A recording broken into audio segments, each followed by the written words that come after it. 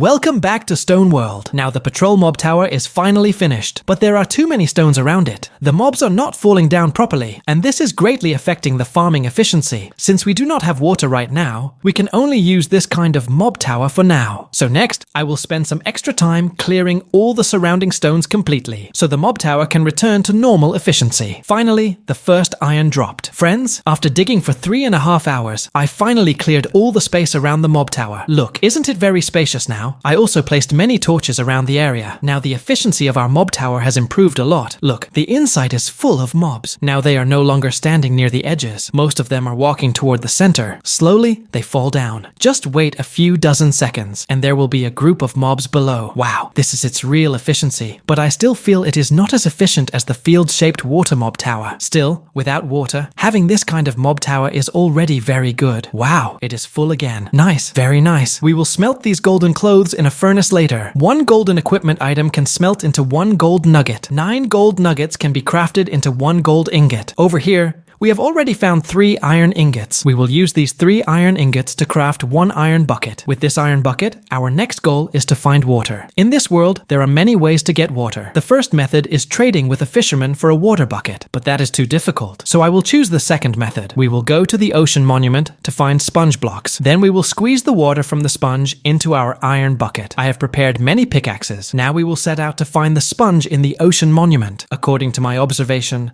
the ocean monument is in this direction. First, place a torch door trick, then use it to push our head so we can crawl down. Then we dig forward in a 1 block high space. Crawling like this lets us dig only half the amount of stone. In theory, I should have reached it by now, but I still cannot see it. Is the whole ocean monument buried? Do I really have to dig everything out to find it? How can I know its exact location? But this does not defeat me. I will install a special texture pack. Friends, the ocean monument is right above our heads, but I can only see sea lanterns. Where is the sponge? At least now we know the monument is above us. Let's dig upward and check. Even with the X-ray texture pack, I still cannot directly see the sponge location. So now we will dig like we search for diamonds, using the branch mining method to dig out this area. After digging randomly for a long time, I still cannot find the sponge. I have almost hollowed out this area, but still no sponge. Following everyone's suggestion, I decided to first make a backup copy of this world. Then I switched to creative mode to find the exact sponge location. After that, I switched back to survival mode and planned to dig there slowly. In creative mode, I searched for 20 minutes and finally found the sponge. It is at this exact position. I spent more than half an hour searching before and could not find it, but after 20 minutes in creative mode, I finally located it. I even installed a chain mining mod and cleared all the stones. This is the original look of the ocean monument. It was hidden right here. Now we will remember these coordinates and return to our survival world. No way! The sponge was right here. I was so close to it, and I still could not find it. It was right in front of me. Look, I have almost dug out all the area around here. Look down here. It was right above it. Wow, there are actually many sponges here. Oh right, now I have installed the chain mining mod. So what was I doing before? Digging stones one by one.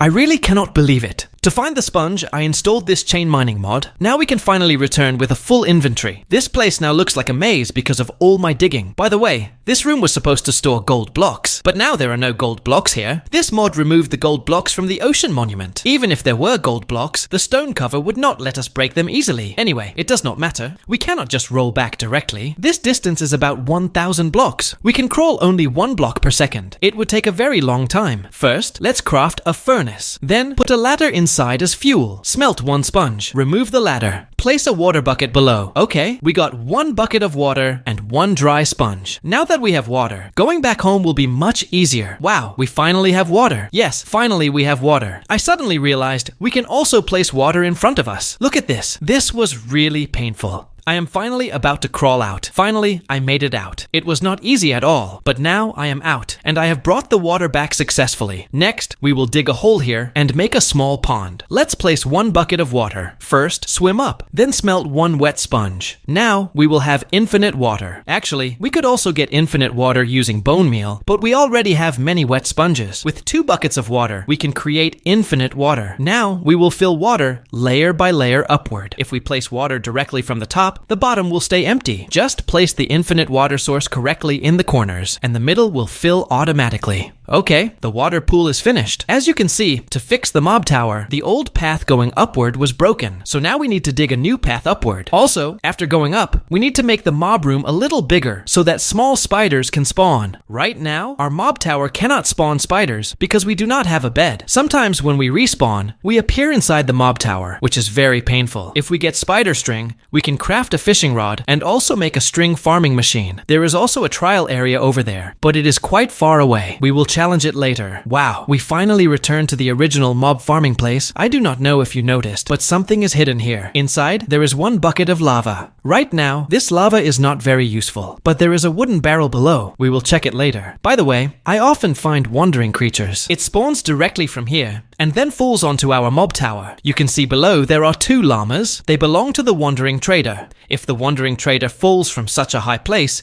he does not survive, but his llamas stay alive. There are still many uneven places here. It feels very uncomfortable to look at. Let's smelt some stone and fix this place later. I plan to make this path a little wider. I will dig it 2 blocks wide. After making it 2 blocks wide, we can place 1 bucket of water below and jump down directly. This will make traveling much faster. Now let's place blocks on this layer. After this, the wandering trader will appear here. Since we are already here, let's build a staircase going up, add a small structure, and make it look a little nicer. Now walking here feels much better. The mob room has also been made a bit bigger. Let's place 2 wooden trapdoors to block this area. Then we can stand here safely. At the first tunnel that goes down, place 2 wooden trapdoors there as well. In the future, we can go from here to the top of the mob tower. Next, dig another tunnel leading to the lava room. Let's see what is inside the barrel below. Wow, there are 3 saplings inside the barrel. We already have trees, but our trees do not drop apples. Only oak saplings can grow trees that drop apples. Let's keep these 3 oak saplings safe. Next, take the lava with us. Then dig out the sand here. There are 25 blocks of sand. Now that we have lava, we can build a stone generator. Come on, little spider. Wow, it dropped 2 strings. With these 2 strings, let's first craft a fishing rod. Look beside me. This grass block was here from the beginning. Now I will gather more dirt and make a grass platform to see if we can spawn some animals. The way to make dirt is simple. Take 1 moss block and 1 special beetle. Cook the beetle, and the moss block will turn into rough dirt. Then use a hoe on it, and it becomes normal dirt. Wow, the wandering trader appeared again. Where is he? Is he on top of the tree? Yes, he is really on top of the tree. Let me cut this tree down. Come down from there. This wandering trader sells items in exchange for gold, and also sells some melon seeds. Sadly, I do not have any emeralds to trade with him. Since I do not have emeralds, I do not need him. I also noticed that this wandering trader does not have any leads. The creator of this world even removed the leads. Now, I have finally finished building this animal spawning platform. Look, some grass blocks have not spread completely yet. Does it not look nice? I also added a fence around it. Now we have a fishing rod, so we can start fishing. It is coming. It is coming. This is the first fish we caught.